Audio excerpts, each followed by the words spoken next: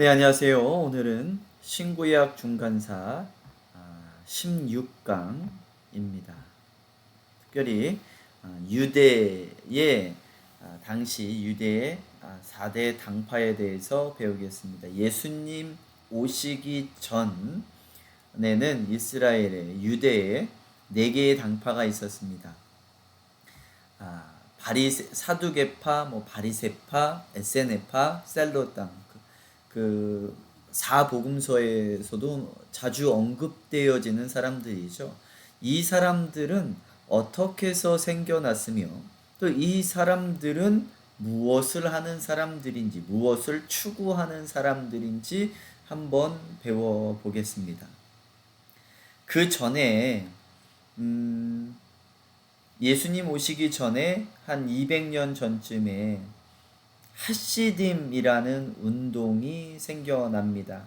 이스라엘의 위에는 셀류쿠스라는 나라가 생겼고요. 밑에는 프톨레마이라는 나라 왕조가 생겼지요. 그 헬라의 알렉산더 대왕이 전 세계를 제패하고 나서 본인은 30살 또는 33살이라고도 합니다. 33살에 요절을 하게 됩니다. 그리고 나서 네 장군이 나라를 나누어 갔지요. 그리고 나서 이스라엘은 셀류크스와 이 프톨레마이 왕조 사이에 껴가지고 아주 이리 터지고 저리 터지고 하죠. 이쪽에서 공격하면 그 땅을 지나가야 되고, 말이 좋아 지나가는 거지 밟고 가야 되고, 또 프톨레마이오스가 공격을 한다면 또 이스라엘을 밟고 가야 되는 상황이었습니다. 그럴 때에 북쪽에 있는 북방왕 셀류크스 8대 왕 안티오쿠스 에피파네스 4세가 프톨레마이를 공격하러 BC 170년에 가지요. 그런데 이 프톨레마이가 자기가 질 것 같으니까 로마에게 도움을 청합니다. 그때 이제 유럽에서는 로마가 막 팽창해지고 커져가고 있는 상황이었죠. 그래서 로마가 와서 도와줍니다. 그리고 나서 폼페이우스가 와서 도와주고 그리고 이스라엘 프톨레마이오스는 죄송합니다. 안티오쿠스 에피파네스 4세가 다시 돌아가면서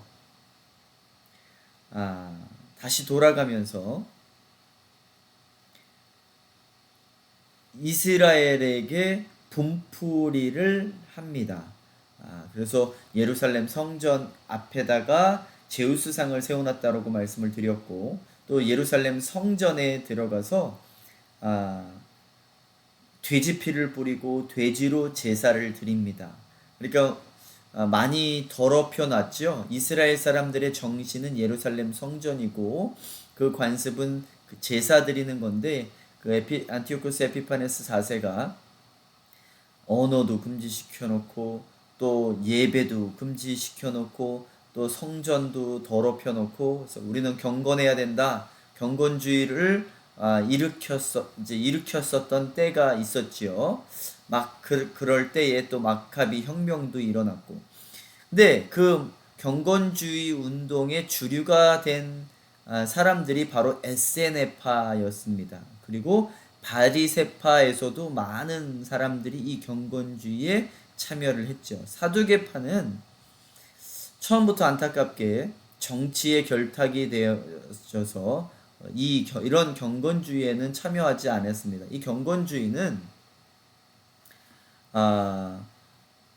나중에 이 경건주의라는 것이 또 무엇으로 발전이 되냐면 중세 시대에 우리가 경건해져야 된다 그러면서 이제 산으로 올라가서 수도원을 만들죠. 그리고 그 경건 운동을 벌이는 것처럼 바로 그렇습니다. 특별히 1800년도 때 영국에서 전체적으로 나라가 다운이 돼 있고 교회들도 막 좀 다운이 돼 있고 하니까 요한 웨슬리 감리교의 창시자였던 요한 웨슬리가 일어나라, 우리는 성령으로 일어나야 된다 해서 성령 운동을 했죠. 그런 운동 같은 것입니다. 또 사람들을 깨우고 우리가 하나님께로 돌아가야 된다 해서 종교 개혁 같은 경건주의 운동입니다. 거기에 주류가 됐던 사람들이 에세네파 그리고 바리새파였다. 그래서 그때 당시 예수님이 오시기 전에 이 사두개파, 바리새파, 에세네파, 셀로파가 있었는데 이 사람들은 어떠한 사람들이었는지 한번 배워보고요. 뭐 굳이 하나 또 따지자면 예수님 당시 때 헤롯파가, 뭐 지금 이때에는 헤롯파는 없으니까 헤롯이 나올 때가 아니니까 조금 후에 예수님이 나오셨을 때 그때 당시에는 헤롯 대왕이 있었잖아요. 그때는 헤롯파도 있었어요. 그 사람들은 뭐 물론 그 헤롯한테 잘 보이고 권력이라도 좀 한 자리라도 차지하려고 했던 그러한 사람들이겠죠. 그 사람들은 뭐 중요하지 않고요. 일단 이스라엘 역사에 있어서 요 사두개파, 바리새파, 에세네파, 셀록당은 공부를 해야 됩니다. 왜냐하면 마태, 마가, 누가, 요금 사복음서에 이 사람들이 언급들이 계속 되어지니까 이 사람들은 도대체 어디서 나왔는지, 이 사람들은 무엇을 중요시 여기는지, 이 사람들은 예수님과 왜 싸우려고 하는지, 왜 예수님을 반대하려고 하는지, 또 자기네들이 기다리고 있는 그 메시아를 왜 정치적으로 바라보고 있는지를 알아야 됩니다. 왜? 이들이 정치적으로 결탁돼 있고 정치적인 것들을 원하고 있으니까. 그때 당시에 사람들은 이스라엘을 이끄는 사람들은, 각 나라를 이끄는 사람들은 정치하는 사람들이잖아요. 근데 이 이스라엘의 높은 지배층은 장로들이죠. 그리고 그 장로들 중에서도 바로 이스라엘을 영적으로 이끌었던 제사장들이었습니다. 그 제사장들에게서 나온 이 파들이 바로 사두개파, 바리새파라고 제가 그 전 시간에도 언급을 살짝 해드렸죠. 제가 한번 이제 사두개파부터 한번 쭉 나가 보겠습니다. 사두개라는 말은 솔로몬의 제사장이었던 사독에게서 유래한 것으로 사람들이 보고 있어요. 많은 신학자들이 그렇게 보고 있습니다. 사두개파 사람들은 그때 당시에 제사장이 사독이었죠. 사독은 원래 다윗 때부터 있긴 했는데, 자, 일단 그 사독에게서 유래한 것으로 사두개파 사람들은 부유한 귀족층과 예루살렘에서 막강한 세력을 가진 제사장 계급이었다. 제가 아까 전에도 말씀드렸듯이 이스라엘을 이끄는 사람들은 제사장들이었습니다. 영적인 사람들, 하나님께 선택받은 자들이었죠. 제사를 드리는 사람들이었는데, 제사장의 정의는 뭐죠? 사람들을 대신해서 하나님께 나아가는 사람. 선지자는 하나님을 대신해서 사람들에게 나아가는 사람이 선지자입니다. 자, 일단 사독은 다윗 시대 때 대제사장은 몇 명만 있지요? 딱 한 명만 있습니다. 두 명이 있을 수 없어요. 근데 구약 시절에 대제사장이 2명 있었던 시절이 있습니다. 그때가 언제냐면 다윗 시절 때예요. 다윗 시절 때 사독이라는 대제사장과 아비아달이라는 대제사장이 있었어요. 사독이라는 사람은 다윗의 전 왕이었던 사울 왕 그 끝마무리 때도 있었던 대제사장이었었는데, 여하튼 간에 다윗이 이제 왕위를 바꾸서 왕이 되어졌을 때, 그 왕이 되기 전에 다윗은 사울 에게로부터 도망 다녔던 사람이지요. 그러면서 자기만의 사람들이 이제 그 다윗에게 붙은 사람들이 200명, 400명 뭐 이렇게 마지막에 600명까지 많이 늘어나지요. 그때 다윗도 제사를 드려야 되니까 이 아비아달이라는 레위 사람이에요. 아비아달이라는 사람을 대제사장으로 세웁니다. 그리고 같이 다녀요. 사실 이 아비아달의 아버지가 다윗이 도망 다닐 때 숨겨주고 도와줬던 사람입니다. 그리고 나서 이제 아비아달의 아버지랑 그 가족들이 사울 왕한테 다 죽임을 당하지요. 왜 다윗을 도와줬냐? 그러면서 다 죽임을 당합니다. 그리고 아비아달만 다윗에게 도망가요. 그래서 다윗이 너 그러면 나와 있는 동안에 네가 대제사장이 되어라 라고 그렇게 다윗 왕 옆에 대제사장으로 있습니다. 그리고 나서 다윗이 사울이 죽고 나서 다윗이 왕이 되어지지요.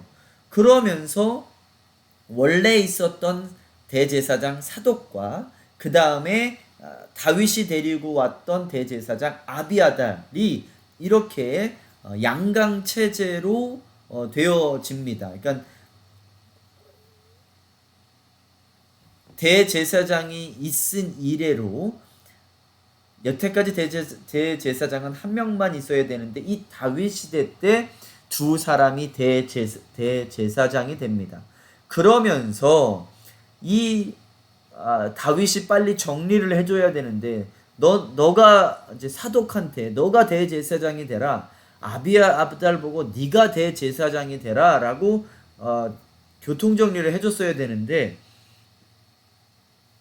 마음이 약해서 못 그랬었던 것 같습니다. 그래서 잠깐 동안 그렇게 두 사람이 대제사장이 있는데 그때 당시에 이제 다윗의 아들 요압이 쿠데타를 일으키고 실패로 돌아가지요. 그리고 아들 아도니아가 또 쿠데타를 일으킵니다.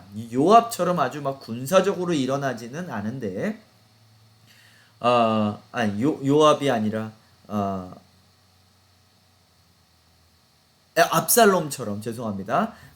다윗의 아들 압살롬이 쿠데타를 일으키지요. 그 압살롬처럼 군사적인 쿠데타를 일으키지는 않아요. 아도니아가 내가 왕이 되겠다 그래가지고 아도니아 대제사장을 부르고 요압 장군을 부릅니다. 요압 장군은 다윗의 오른손이지요. 근데 이 요압도 정치적인 야망이 있었던 사람입니다. 뭐 그것을 다 이야기하자면 조금 길어지고요. 그래서 이 요압과 아비아달이 제가 지금 헷갈리는 것 같아요. 요압과 아비아달이 다윗의 아들 아도니아가 왕이 되겠다라고 했을 때 응답하고 참여를 합니다. 그리고 이제 솔로몬이 그것을 알고서 솔로몬이 이제 왕이 되어지고 나서 아도니아 형을 죽이고 그리고 이 아비아달은 아나돗으로 유배를 보냅니다. 그리고 나서 열왕기상 2장 27절에 뭐라고 하냐면 이것은 바로 제사장 엘리의 저주의 성취다라고 이야기를 합니다. 엘리는 어떠한 사람이었습니까? 사울 왕 때 있었던 사무엘과 함께 살았던 대제사장이었죠. 근데 이 엘리의 아들들이 악행을 저지릅니다. 그걸 보고도 뭐 심하게 나무라지는 않죠. 빨리 바로잡아줘야 되는데 그러니까 하나님께서 사무엘을 통해서 저주를 하죠. 너희의 가문이 온전히 서지 못할 것이다. 그런데 바로 이 아비아달이 엘리의 후손입니다. 그래서 그것의 성취다라고 열왕기상 2장 27절에서 말해주고 있습니다. 자 이제 사독을 이야기하려다 보니까 아비아달까지 그냥 설명을 해드린 겁니다. 자 이렇게 사독의 후예들이 사둑의 파일 것이다 라고 아, 그런 설이 가장 유력한 설입니다. 사독, 세두스, 발음이 같지요. 자, 매우 엄격한 율법주의자들로 성향은 보수적이며 왕정시대와 바벨론 유배시의 중요한 역할을 했었던 사람입니다. 이들은 선지자들의 예언서를 거부하고 오직 모세오경만 인정하였으며 부활이나 영원불멸 천사론에 대해서 거부하는 입장이었습니다. 이들이 레위 사람들, 제사장들이 이스라엘 사람들을 이끌었던 꼭 국회의원 같고 대통령 같은 사람들이었어요. 그러니까 어떠한 나라든 간에 이 이스라엘 사람들과 이야기를 하려면 그 높았던 장로들, 바로 이 제사장들, 레위파 제사장들하고 이야기를 나눴죠. 그 사람들이 바로 사두개파였었는데, 그들에게서 나온 사람들이 사두개파였는데, 제가 왜 이 이야기를 하냐? 그러니까 어떠한 나라든 이스라엘 사람들과 이야기하려면 그러한 레위 제사장들과 이야기를 했었겠지요. 그러면 그 제사장들은 당연히 그 왕들과 이야기를 하면서 콩고물이 떨어졌을 거예요. 그러면서 점점 정치적으로 결탁을 하게 됩니다. 그러니까 이 사두개파는 시간이 가면 갈수록 높은 자리에 앉아 있다 보니까 정치적인 사람들이 되어져요. 그래서 그들은 자기네 좋을 대로 성경을 해석해가지고 변질되어지는 사람들입니다. 이 사두개파들은요, 성경 중에서 모세오경만 인정을 해요. 그래서 모세오경에는 부활의 얘기도 없고 영원 불멸이나 천사론도 없다. 그래서 우리는 그러한 것들을 거부한다 라고 이야기를 해요. 그런데 그것들을 반대하는 예수님과 논쟁이라고 해서 논쟁인데, 바리새파와 논쟁하는 예수님이 있는데, 그게 마태복음 22장 23절 이야기입니다. 그러니까 부활이 없다 하는 사두개인들이 그날 예수께 와서 물어 이르되, 뭐라고 묻냐면 이렇게 묻습니다. 선생님이요, 모세가 일렀으되 사람이 만일 자식이 없이 죽으면 그 동생이 아내에게 장가들어 형을 위하여 상속자를 세울지니라 하였나이다. 우리 중에 7형제가 있었는데 마지가 장가들었다가 죽어 상속자가 없으므로 그 아내를 그 동생에게 물려주고 그 둘째와 셋째로 일곱째까지 그렇게 하다가 최후에 그 여자도 죽었나이다. 그런즉 그들이 다 그를 취하였으니 부활 때에 일곱 중에 누구의 아내가 되리까? 이들은 부활을 믿지 않아요. 그러니까 예수님이 부활한다 뭐 이런 이야기를 하니까, 그러면 이러한 상황에서 부활이라고 한다면 이 아내는 누구랑 결혼합니까? 그러니까 이 사람들은 하나님 나라 관점도 없고 우리가 예수님의 신부라는 것도 신부가 되어진다라는 것도 믿지 않아요. 예레미야에서는 나의 신부가 바람을 폈다, 다른 신에게 가서 바람을 폈다 뭐 이렇게 이야기를 하는데, 이 사두개파들은 모세오경 이외에는 다른 성경을 읽지도 않고 공부도 안 한다고 하니까 이들에게는 예수님과 인간들이 예수님과 결혼한다라는 개념도 전혀 모르는 상황입니다. 그러니까 예수님께서 뭐라고 대답을 하시냐면 이렇게 대답합니다. 예수께서 대답하여 이르시되 너희가 성경도 하나님의 능력도 알지 못하는 거로 오해하였도다. 이건 말이 좋아 오해지. 너희들은 아무것도 모르고 있다. 야, 구약에 니네들이 모세오경을 이야기하고 있는데 모세오경이 그것을 이야기하냐?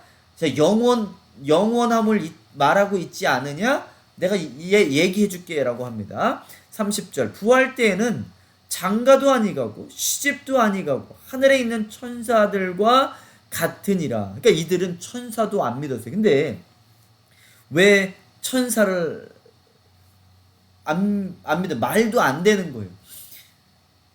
아브라함에게 천사들이 아브라함을 몇 번 찾아옵니까? 찾아오지요. 그래놓고 얘기도 합니다. 소돔과 고모라 성을 멸망시킬 때도 그 천사들이 찾아와요. 근데 이들은 천사를 안 믿고 그들은 사람들이었다.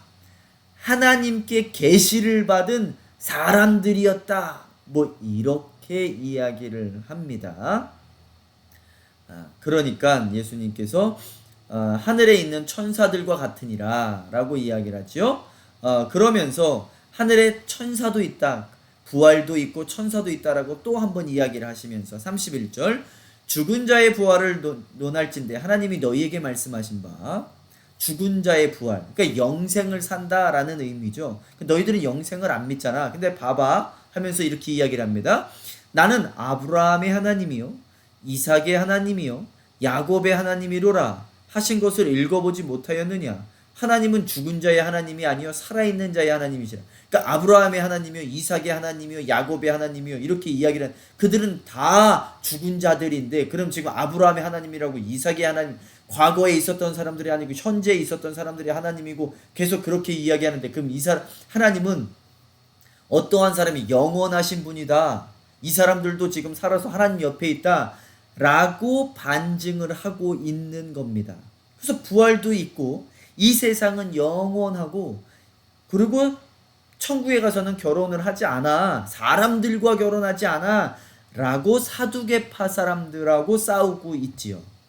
자, 사두개파는 종교단체라기보다는 사회적 고위층에 속한 사람들의 모임으로 이제 변질되어져 가는 거죠. 사람들의 모임으로 정치적으로는 극히 현실 타협적이어서 팔레스타인을 지배하는 주변 국가에 충성을 맹세하고 유다 공동체가 살아남을 수 있는 입장을 어떻게든 택합니다. 그러니까 이 사람들은 이스라엘의 위에 있는 고위 관직자들이 되어졌지요. 그러면서 다른 나라들과 타협을 할 수밖에 없는 게 이 나라 백성들을 싸움에 집어넣으면 안 되고 전쟁을 하면 안 되고 이렇게 해서 잘 가야 된다 라고 타협하면서 꼭 친일파처럼 되어져 가는 사람들이 사두개파 사람들이었습니다. 이렇게 점점점 변질되어서 제사장들이 목사라고 하는 사람들이 이렇게 정치적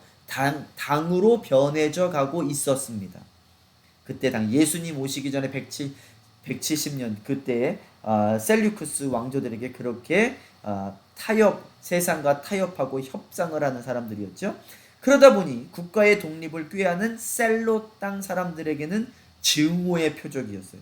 이 셀로 땅은요 무력으로 우리가 독립을 하자라고 하던 사람들이었어요. 그러니까는 이 셀로 땅이라는 사람들은 제가 말씀드렸듯이 조금 이따가 또 설명드리겠지만 zealot, 열심당, zealot이라는 게 영어로 열심이라는 뜻이죠.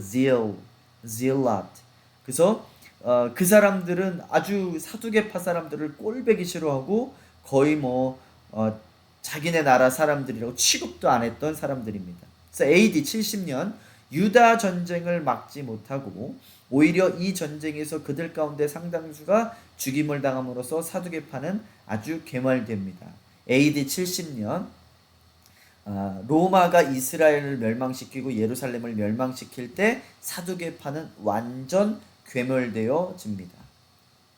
자, 이제 바리새파는 어떠한 사람들이냐? 바리새파는 안티오쿠스 에피파네스의 유다 종교 탄압에 반발해서 경건한 유다인들, 하시dim, 경건주의죠. 마카비 혁명에 동참하면서 생겨났던 사람들이에요. 근데 그 전서부터 사실은 있기는 했는데 아무래도 그 바리새파라는 이름으로 완전 견고해진 게 그때서였다라고 사람들은 추측을 합니다. 정확하게 사실 바리새파나 사두개파를 정확하게 역사를 딱 구분해 사실은 못합니다. 신학자들도. 근데 바리새라는 말은 죄송합니다. 저기 소리를 줄여놓겠습니다. 이제 바리새라는 말은 분리한다라는 의미를 갖고 있는데 바리새파의 반대자들이 붙여준 이름으로 페르시안을 의미하며 이들이 신학적으로 혁신적인 사상을 가졌다는 뜻으로 붙여준 별명이다. 그러니까 벌써 이때부터 300년 전이죠. 포로 시기 때 바벨론 포로 시기 때 이스라엘 사람들이 바벨론으로 포로로 잡혀가면서 그때 제사장들이 두 가지로 나뉜다라고 했죠. 하나는 제사를 드리는 제사장들, 그게 사두개인들이 되어졌고, 그리고 말씀을 가리키는 사람들이 서기관들도 바리새파로 쭉 이제 내려오는데, 그때 이름이 그때 생기지는 않았던 것 같습니다. 이름은 요 170년도 때 아마 정확하게 이어 나왔던 것 같아요. 그래서 요렇게 이름을 붙여주기는 합니다. 자, 처음에는 하스몬 왕조의 지도자들과 함께 했어요. 이 사람들이 이제 바리새파 사람들이 하스몬 왕조, 이 하스몬 왕조는 제사장이었는데 이 마따디아 제사장이 바리새파였는지 사두개인이었는지는 정확하게는 모르지만 그래도 이제 정치적으로 그 사람들한테 붙어 있는 사람들은 사두개인이라고 그랬잖아요. 근데 그렇지 않고 반대하면서 폭동을 일으켰으니까 바리새파들이 마따디아 그 혁명에 동참을 했던 것 같습니다. 그리고 그 무력주의자들도 이 사람들과 동참을 하고 에세네파들도 이 사람들과 동조를 했던 것 같습니다. 처음에는 하스몬 왕조의 지도자들과 함께 했으나 점차 그들의 기대와는 달리 하스몬 지도자들이 자신들의 정치적 목적을 달성하기 위해 대제사장직을 겸임했다고 제가 지난번에 말씀드렸죠. 15강에서 세습하게 되자 이에 반대해서 그들과 결별하게 됩니다. 그러니까 하스몬 왕조하고도 바리새파하고도 또 결별하게 돼요. 근데 이 바리새파 사람들도 다시 4대 왕, 5대 왕, 그러니까 하스몬 5대 왕하고도 이렇게 다시 연합하는 것들을 보면 그때서부터 또 바리새파도 변질되어졌던 것 같아요. 자, 바벨론에서 귀환 이후 유대 사회는 성전 제사의 확장으로 회당에서의 율법 공부가 강조되었는데 바리새파는 율법의 수호자로 유대인들이 헬라 철학과 문화, 종교에 심취하면서 유대 신앙이 도전받게 되자 헬레니즘을 막는 방파제 역할을 하였다. 지금 요 이야기는 지금 지금 마따디아 그 혁명 그 전에 300년 전 바벨론 포로기 때를 이야기하는 것입니다. 자, 그래서 그때 당시까지만 해도 이 바리새파는 굉장히 경건하고, 그리고 안티오쿠스 에피파네스 4세가 이렇게 억압을 할 때도 바리새파는 경건했고 자기의 정신들을 지키려고 했고 하나님의 법을 지키려고 하려고 했었던 사람들이었습니다. 근데 이제 예수님 이제 170년이 지나면서 예수님 눈에는 바리새파나 사두개인들이나 이제 똑같아졌어요. 바리새파 사람들은 특별히 전통적인 해석대로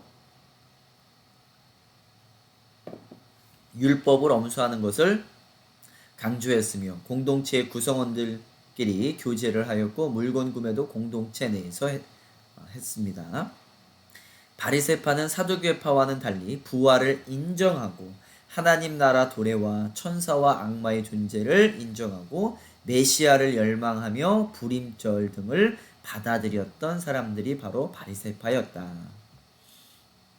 그리고 율법의 정확한 해설자이며 구약 성경과 구전법을 포함하는 모든 책, 즉 오늘날 구약 성경에 해당하는 대부분의 책을 받아들였던 사람들이 바로 바리새파입니다. AD 2세기 이후에 유대인 사회는 이들의 바리새파에 의해서 주도되었죠. 이들은 사두개파처럼 현실 타협적인 정치관을 갖고 있지 않았으며 그렇다고 셀로 땅처럼 폭력을 사용하지도 않았던 파가 바로 바리새파였다. 자, 바리새파는 분리자 라는 뜻으로 종교적 영향력을 행사했고요. 죄송합니다. 제가 글자가 틀렸네요. 행사를 했고요. 사두개파의 뜻은 의로운. 근데 이들은 정치적, 종교적 영향력을 행사를 했어요. 그래서 왕이 바뀔 때마다 그 왕들에게 붙어가지고 알랑방구 꼈던 게 사두개 사람들. 자, 바리새파 사람들은 부활, 천사, 영혼, 존재의 믿음, 또 천국 믿음을 다 믿었다.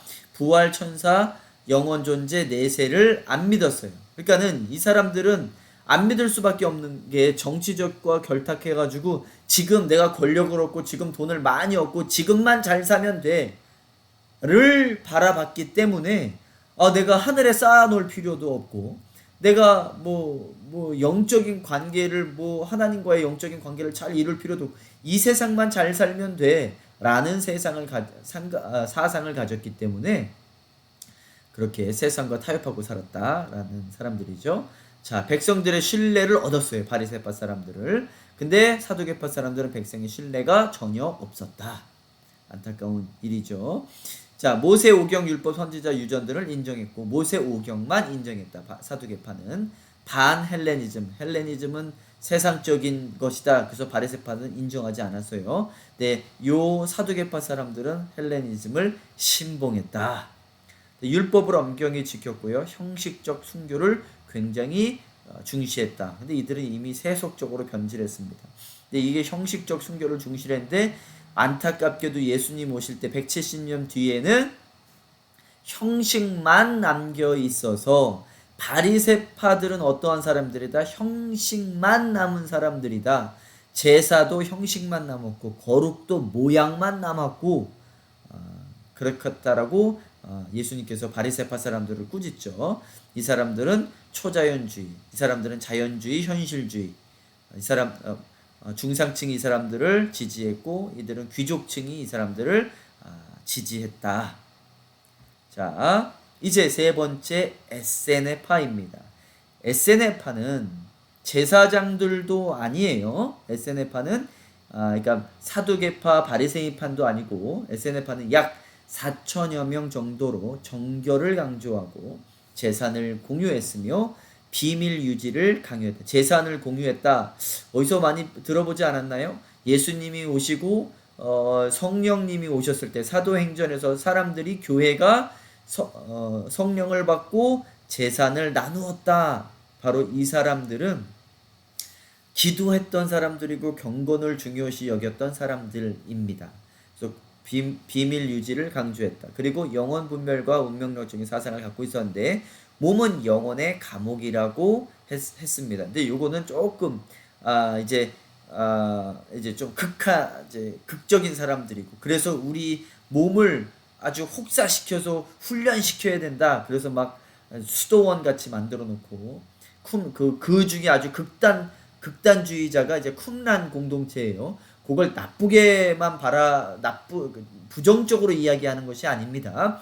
이제 아주 쿰란 공동체는 사막으로 가서 아주 그 동굴에서 살았던 사람들이 쿰란 공동체죠. 에세네파에서 나온 사람들. 조금 이따가 조금 더 설명해 드리겠습니다. 에세네파는 사해 주변 쿰란에서 공동체를 이루어 장로의 지도하에 성경 필사와 성경 연구, 주석 작업에 재산을 공유했으며 예배와 독서와 공동 식사를 중요한 행사로 삼았다. 그래서 세례 요한도 이 에세네파가 아니었을까라고 신학자들과 목사님들은 이구동성으로 동의를 하고 있습니다. 그들은 성전을 중심으로 한 사두개파의 통치를 인정하지 않았으므로 유대의 세속 정치와 대중들로부터 분리를 선언했습니다. 에세네파는 인간의 연약함과 죄의식을 통해 하나님의 은혜에 의한 의를 강조합니다. 에세네파 신자들은 스스로를 빛의 자녀들로 생각하고 사탄과 어둠의 세력들에 대한 투쟁으로 보았고 종말론적 희망으로 메시아의 도래를 기다렸던 사람들입니다. 자, 특별히 쿰란 공동체는 에세네파의 핵심 그룹이었어요. SNF파보다 조금 더 극우 성향을 가지고 있었죠. 다시 말씀드리지만 이것을 부정적으로 이야기하는 것은 아닙니다. 추정되며 핵심 그룹으로 쿰란 공동체는 SNF의 핵심 그룹으로 추정되며 이들은 다른 어느 공동체보다 힘을 기울였는데 그들이 남긴 사회 문서들은 너무나 유명하다. 이 SNF와 쿰란 공동체들이 했던 게 성경을 사본을 계속 만들었던, 성경을 계속 우리 필사라고 하죠. 후대에 남기고 하나님의 말씀을 지키기 위해서 계속 사본을 만들어냈던 사람들입니다. 이들은 예루살렘의 사자들과는 달리 쿰란 축제력을 사용했고 그래서 예루살렘의 사자들과 반목하게 되었고 또 다른 대제사장직을 겸임하고 있는 하스몬 왕가에 대해서도 반대했던 사람들입니다. 자, 이 쿰란이라는 지역이 여기가 지금 이제 유대 지역이고요. 그다음에 이게 베들레헴입니다. 여기 사해고요. 요 위에 여기가 쿰란이에요. 산을 넘어가서 이제 여기서부터 이제 광야가 시작되어지죠. 우리는 세상과 조금 멀리 살겠다라고 한 게 이제 쿰란, 이제 SNF파들이 있었던 곳입니다. 여기는 사막이기도 하면서 평지죠. 그나마 좀 살만했던 곳인 것 같아요. 이게 이제 SNF파들이 머물렀던 곳이라고 추정을 하고요. 그리고 어떤 사람들은 여기 쿰란 공동체였다라고 이야기하는 사람들도 있는데 어떤 사람들은 SNF파가 쿰란 공동체였다라고 하시는 분들도 있고 SNF파 중에 하나가 쿰란 공동체였다라고 하시는 분들도 있는데 제가 볼 때는 요게 이제 사막이 시작되는 조금 도시랑은 그나마 좀 가까운 그곳에서 SNF파 사람들이 모여서 그 평지에서 살지 않았나. 그리고 이 사람들보다 더 이제 그러지 않았나라고 봅니다. 이렇게 평지죠. 이렇게 이제 많이 유적들이 발굴이 되어졌고 고고학자들이 많이 발견을 했죠. 그러면서 여기서 이제 더 극단주의 쿰란 공동체들이 이들이 쿰란 공동체였는지 그리고 압박이 오니 이러한 동굴에 가서 살았는지 아니면 이들이 SNF파였고 더 구구주의 경건하게 살아야 된다 깨끗하게 살아야 된다라고 했던 사람들이 쿰란 공동체를 이루어 이 동굴에서 살았는지는 정확하게는 모르지만 여하튼간에 SNF파와 쿰란 공동체는 공통 분모가 너무나 많다라는 거 알고 계시면 되고 같은 계열이다라고 보시면 됩니다.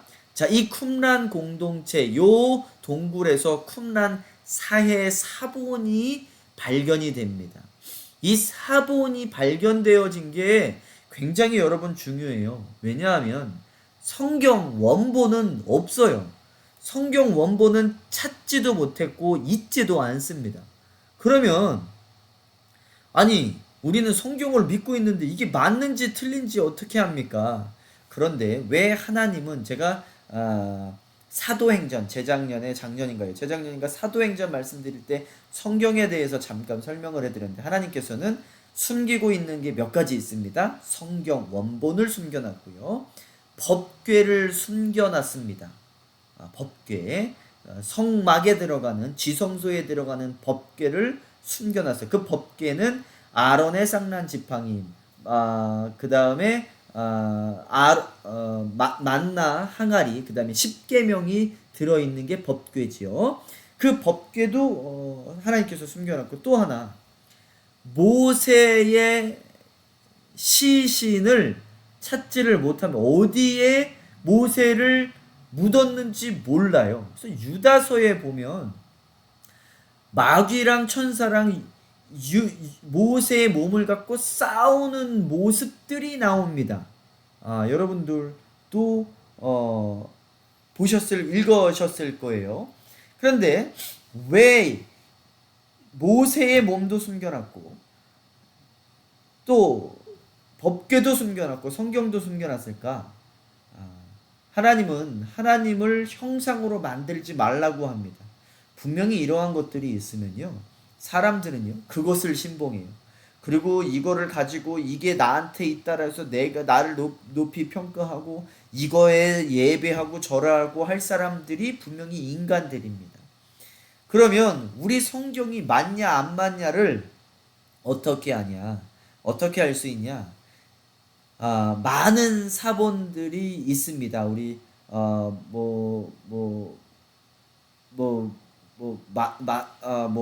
마소라테 그 사본도 있고 뭐 여러 가지 사본이 있어요. 근데 그 사본을 맞춰봐서 똑같으면 바로 그 원본하고 똑같이 베껴진 사본들이라는 것을 알 수가 있지요. 그런데 원본이 살아있다라면, 근데 이 원본을 만약에 살아있고 악한 자가 이걸 찾아내서 글자를 바꿨다 쳐요. 예를 들면 예수를 뭐 다른 사람으로 바꿨다 칩시다. 그러면 나머지 사본들은 다 없어져야 되는 상황입니다. 사본들을 가지고 똑같이 대조했을 때, 비교했을 때 똑같은 말들을 하고 있다라면 모든 것들이 원본에서 쓰여졌구나라고 할 수 있는데, 원본이 단어가 잘못 적혀 있다라면 사본들은 아무런 효용도 없고 힘도 없고 능력도 없는 거죠. 그러니까 이 하나님께서는 위험한 이 원본을 숨겨놓고 계십니다. 그래서 많은 사람들이 이게 사본도 뭐 오래된 사본도 아닌데 이 성경을 어떻게 믿냐라고 하는 사람들이 많죠. 그때 이 1949년에 쿰란 그 동굴에서 사본이 발견이 됩니다. 성경의 사본이 발견이 되어져요. 그래서 그거를 제가 설명해 드리겠습니다. 사해 북쪽 서단에 쿰란이란 고대 거주지가 있는데, 거주지에는 서쪽 300여 미터 떨어진 곳에는 유대 광야의 높은 언덕이 막 시작되는 입구에 동굴 11개가 있다. 이곳에서 1947년 어느 날 베드윈족 양치기 소녀는 잃어버린 양을 찾아 이리저리 헤매다 언덕 꼭대기에 있는 동굴에서 소녀는 사해 사본을 발견합니다. 양을 찾아서 막 이렇게 돌아다니고 있는데 동굴이 나왔는데 이제 무섭고 깊고 그러잖아요. 그래서 돌을 던져봤대요. 근데 그 돌을 던졌는데 땡그랑 하는 소리가 나더래요. 그래서 이게 무슨 소리야? 그리고 가서 그 항아리에 담겨져 있는 항아리를 발견했는데 거기 무슨 종이들이 있어서 그걸 하나를 가지고 나와서 이제 동네로 와가지고 길거리에서 이제 상인들이 있는데 그 상인들 중에 한 사람한테 팔았대요.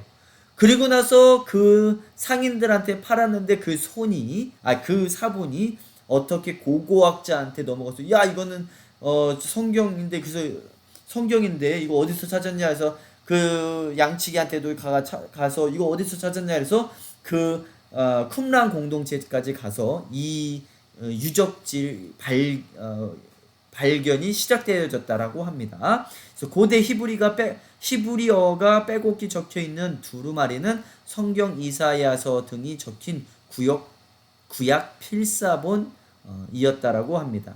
쿰란 주변 11개 동굴에서 발견된 800여 개의 사해사본들 가운데 두루마리 형태로 잘 보존되어 있는 것과 불과 10개에 지나지 않았으며 그 보존되어 있는 것은 불과 10개에 지나지 않았으며 나머지는 수없이 많은 조각들로 발굴되었습니다. 이들 중 약 4분의 1이 구약사본이며 나머지는 구약 주석 신학서, 쿰란 공동체의 규율집으로 대부분 양피 가죽이나 파피루스 위에 고대 히브리어로 적어놓은 것들입니다.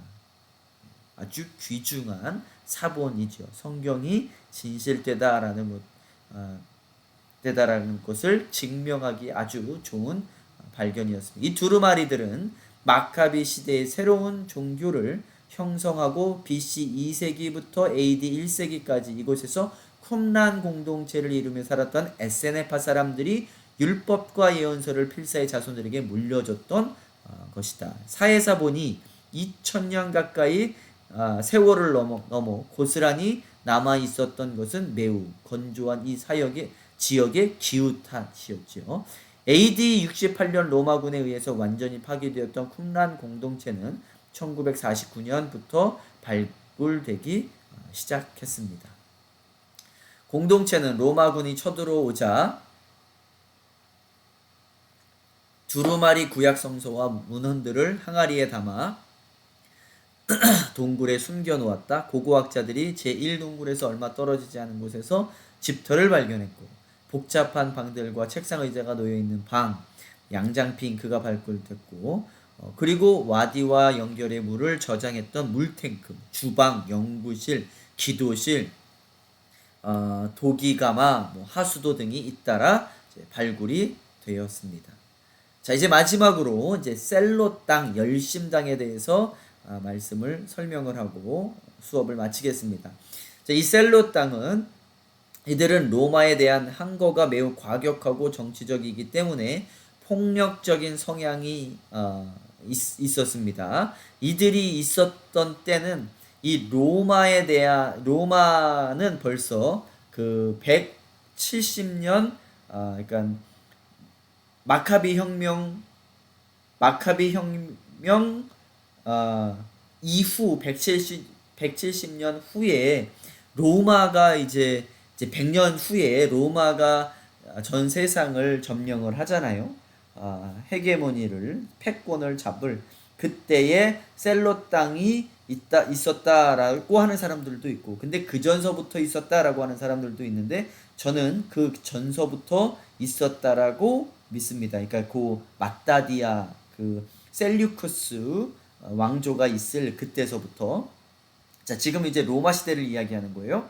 후의 얘기. 이들은 로마에 대한 항거가 매우 과격하고 정치적이기 때문에 폭력적인 성향이 있다. 이들은 본래 깊은 종교적 확신을 가진 유대 애국자들의 모임이다. 이들은 죽음도 두려워하지 않았고 토라에 대한 열정도 강했다. 그들은 토라를 위하여 싸울 뿐 아니라 필요하다면 목숨까지 던질 각오가 있던 자들이다.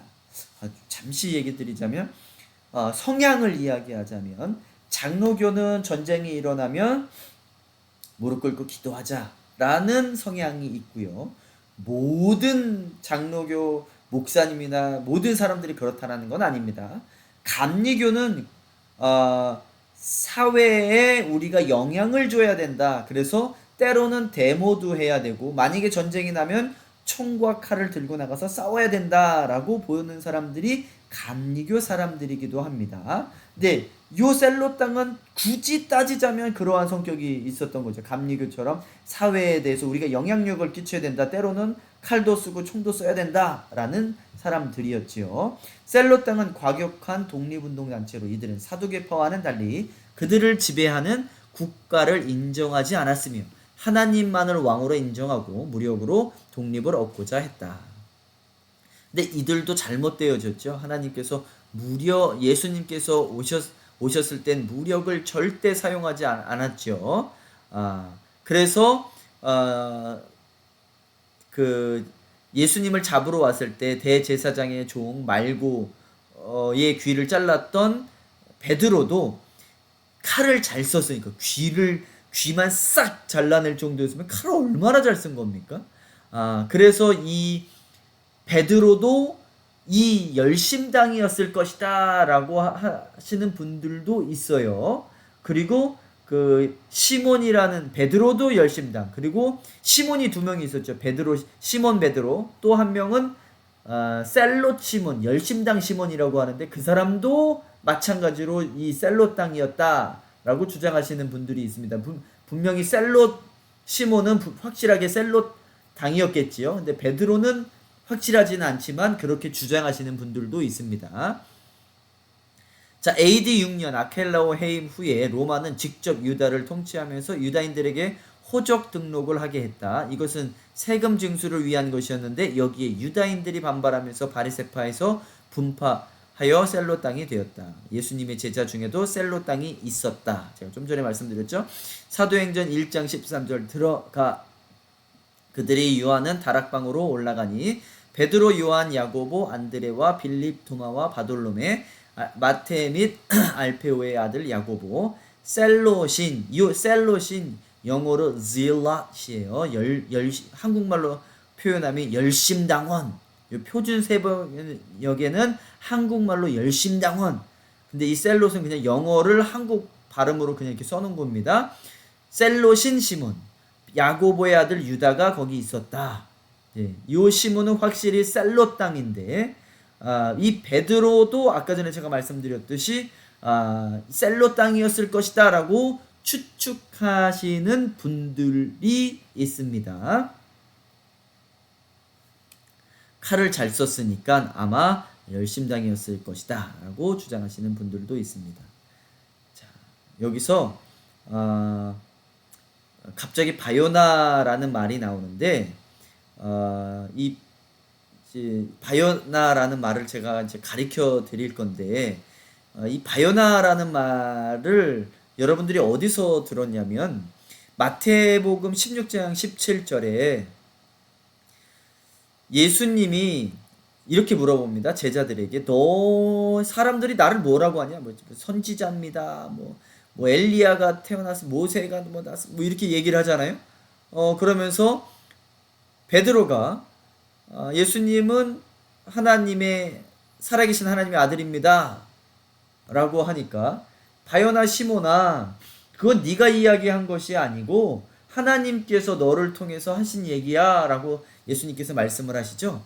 그때 바요나라는 말이 무슨 뜻이냐, 그냥 일반적으로 1번 바요나는, 자, 이 요나가, 이 바가 무슨 뜻이냐면 아들이란 뜻이에요.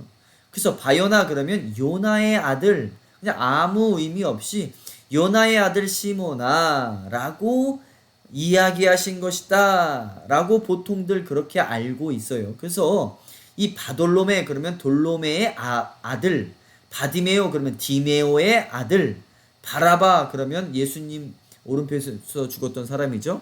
라바의 아들, 뭐 이러한 뜻이에요. 그러한 뜻으로 알고 있었는데 최근에 어떠한 이야기가 나왔냐면 미시나 56a에 보면 이렇게 써 있다라고 합니다. The Baryonim were then in the city.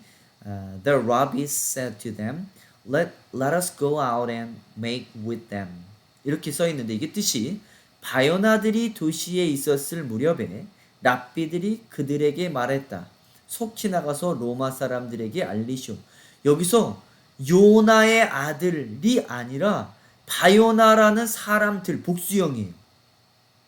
여기서 바요나라는 복수형이에요. 근데 바요님이라고 하면 이게 단수형이고, 바요나는 단수형이고 요나의 아들. 근데 여기서는 바요님이라고 하는데 이 바요님은 바요나들이란 뜻이에요.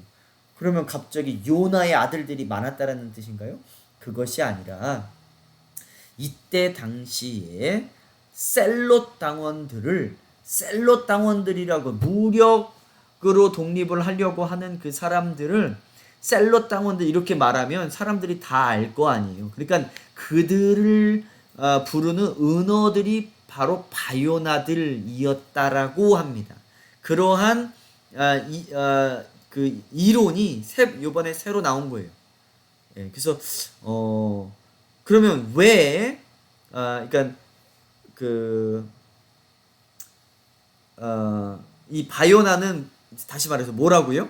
당시 로마에게 저항하는 자들을 지칭하는 레지스탕트 같은 은어였었다 라는 겁니다. 왜냐하면 그들이 우리 그 셀롯 당원들이야 그러면 잡혀갈 거 아니에요. 지금 식민지 사람 밑에서, 우리나라가 일본 식민지에 있을 때 우리는 독립 투쟁가들이다 라고 이야기하면 일본 사람들이 잡아갔을 거 아니에요. 그러니까 그들을 부르는 은어들이 바로 바요나였었다라고 하는 겁니다. 그러면 왜 마태복음 16장 10절에서 예수님이 시몬을 부를 때 바요나라고 불렀냐라는 거예요. 의미가 있었을 거 아니에요. 바요나라고 부른 이유는 왜 그랬냐면 바요나들은 자기네 무력으로 나라를 세우려고 했었던 사람들이에요. 근데 너는 지금 무력으로 이 시몬이 그 셀로 땅원이 맞다라면 이렇게 해석이 되어질 수 있는 거죠. 예수님께서 시몬에게 시몬아 너는 셀로 땅으로서 바요나로서 너희는 무력으로 이 세상을 세우려고 하고 만들려고 하고 있지 않느냐. 근데 네 입에서는 나를 살아계신 하나님의 아들이라고 말할 수 없어. 그것은 하나님이 네 입을 통해서만 할 수 있는 거야 라는 것을 강조하기 위해서 바요나 시모나라고 불렀다라고 해석을 합니다. 참 굉장히 동의가 되어지는 그러한 해석입니다. 자, 오늘 이렇게 네 개의 당파, 당시에 있었던 네 개의 당파, 바리새, 사두개, 그 다음에 에세네파, 셀로 땅에 대해서 배웠습니다. 수고하셨고요. 다음 강의에서 또 뵙겠습니다.